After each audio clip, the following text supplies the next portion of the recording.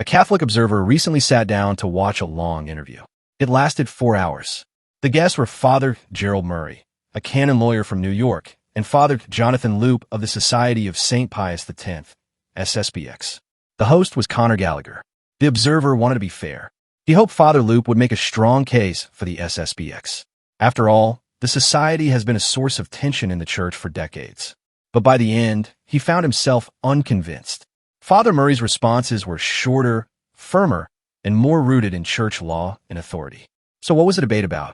The SSPX position rests on one big claim.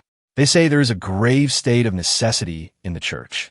Doctrinal confusion after Vatican II, they argue, created an emergency.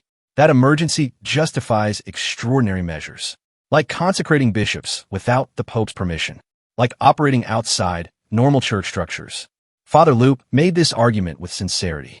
He said canon law allows necessity to excuse otherwise unlawful actions when souls are at stake.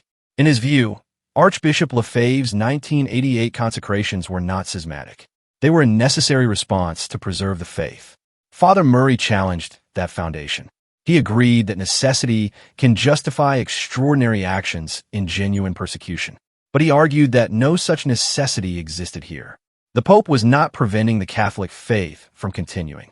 He was not refusing to provide bishops. And most importantly, Murray said a perceived crisis does not automatically justify every proposed remedy. The SSPX never proved why these unauthorized consecrations were actually necessary. Then came the discussion on Vatican II. Father Loop argued that the Council's teaching on religious liberty contradicted earlier popes. He cited Gregory XVI, Pius IX, and Leo XIII. According to him, Vatican II created a rupture. Father Murray rejected that. He said the Church's doctrine remained unchanged. What changed was the practical approach to church-state relations in modern societies. The Church still teaches that she alone possesses the fullness of truth. But in a pluralistic world, the application looks different. The observer found Murray's explanation more persuasive. The conversation also touched on ecumenism. Father Loop pointed to events like the 1986 Assisi gathering.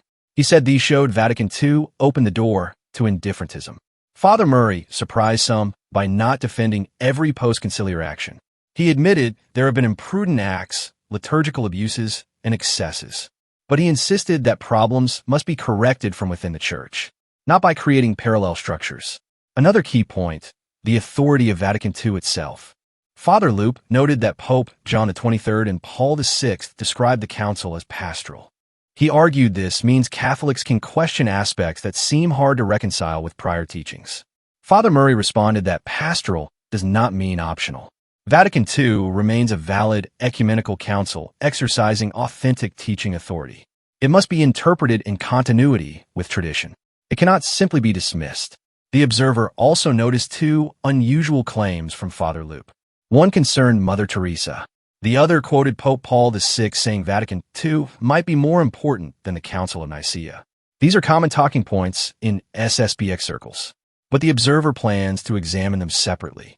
He suspects they're often taken out of context. By the end, the observer reflected on the contrast in style. Father Loop spoke at length, often for several minutes. Father Murray responded with concise, direct arguments. And despite having less speaking time, Murray's reasoning was clearer and more coherent. Father Murray made one final point that stuck. Giving scandal by disobeying the Pope is harmful to souls because it encourages other acts of disobedience. And it also teaches that the episcopate can be formed in opposition to the will of the chief shepherd. The observer concluded that the SSPX still has not proven its case. The state of necessity remains unsubstantiated. And until it is, the society's actions look more like disobedience than defense of the faith.